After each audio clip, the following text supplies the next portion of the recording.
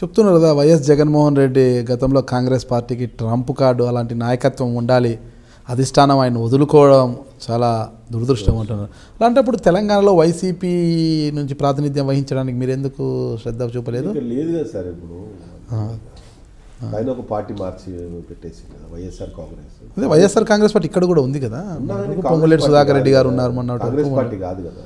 Okay, అయినా ఇక్కడ తెలంగాణ పిల్ల కాంగ్రెస్ అంటే కదా అది. ఉన్నా కానీ తెలంగాణలో కష్టం అది తల్లి కాంగ్రెస్, ఇది పిల్ల కాంగ్రెస్ అని చంద్రబాబు నాయుడు గారు ఎప్పుడు అంటుంటారు కదా. బ్లడ్ అంతా కాంగ్రెస్ బ్లడ్ కదా సార్. అదే వాస్తవమేనా తల్లి కాంగ్రెస్ పిల్ల కాంగ్రెస్ అనేది? వాస్తవమే, అది దాని తప్పేముంది సార్. అది పిల్ల కాంగ్రెస్ అంటారా? ఆంధ్రలో కూడా మంచి అపోజిషన్ బాగా చేస్తుండే ఆయన.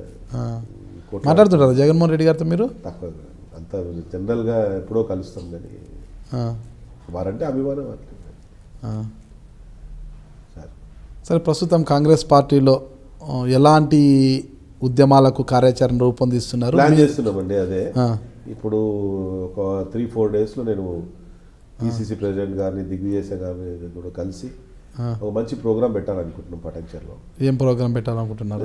గవర్నమెంట్కు వ్యతిరేకంగా ఇప్పుడు మా దగ్గర డబుల్ బెడ్రూమ్ చేయిస్తాను, చేయించలేదు.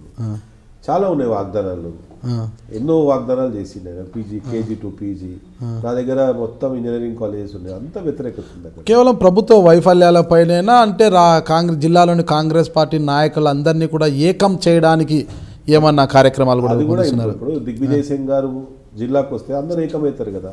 ఒక మీటింగ్ పెట్టించి అక్కడ వారి లెవెల్లో అందరిని ఐక్యత చేసి అందరు కలిసి కలెక్టివ్గా మేమందరం కలిసి పనిచేస్తున్నాం కాంగ్రెస్కు.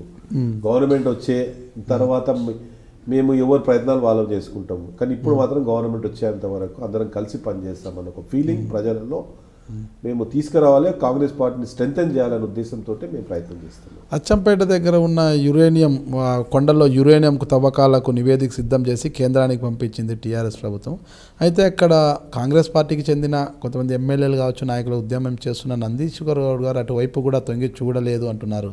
కారణం ఏమిటి? నిజంగా నేను పోలేదని చెప్తా ఉన్నా కదా. ఇప్పుడు నా కాన్స్టిట్యున్సీ తప్ప నేను వేరే కాన్స్టిట్యూన్సీ, ఇప్పుడు నేను ఎక్కడ పోయి వేరే కాన్స్టిట్యున్సీలో పోతే నా మీద కావాలని అబద్ధాలు, ఈయన ఎక్కడ ఎదిగిపోతాడో ఎందుకు అని జిల్లాలనే మాకు ప్రాబ్లం అవుతుంది. అవి పోవాలనే మేము హైకమాండ్ దగ్గర దృష్టికి తీసుకెళ్తా ఉన్నాం అందరం కలిసి.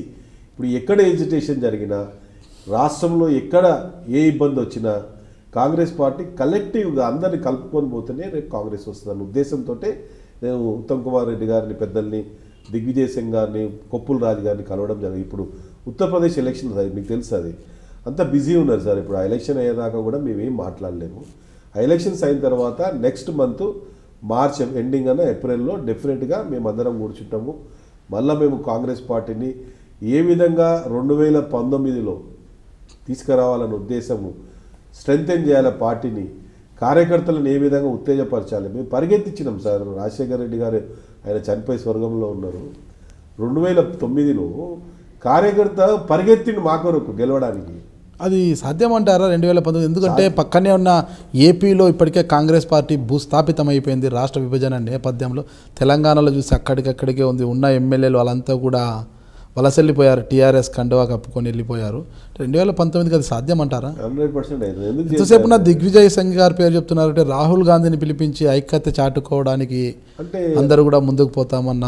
రాహుల్ గాంధీ గారు రావాలంటే జిల్లాలలో కష్టం కదా సార్. ఇప్పుడు ఆ లెవెల్ అంటే ఒక జిల్లా, ఒక రాష్ట్రాన్ని, తెలంగాణ రాష్ట్రంలో ఉన్న నాయకులందరినీ కూడా ఏకం చేయడానికి జాతీయ పార్టీకి చెందిన రాహుల్ గాంధీ రావడము ఇబ్బందికరం అంటారా? ఇబ్బంది ఏం లేదు. మళ్ళీ రాహుల్ గాంధీ గారిని పిలిపించచ్చు కదా. వస్తుంది, ఇంకా టైం ఉంది కదా, ఇంకా 2 సంవత్సరాలు ఉంది కదా. ఇంకెంత టైం ఉంది? ఇప్పటికే 3 సంవత్సరాల కాలం అయింది. 2 సంవత్సరాల కాలంలో సంవత్సర కాలం పూర్తయింది. చివరి కాలం అంతా కూడా ఎన్నికల కాలం అవుతుంది.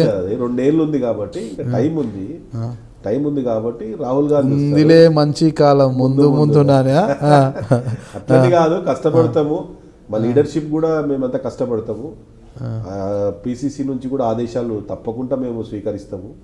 కొన్ని డిఫరెన్సెస్ చిన్న చిన్నవి ఉన్నాయి, అవన్నీ కూడా సర్దుకుంటాయి సార్.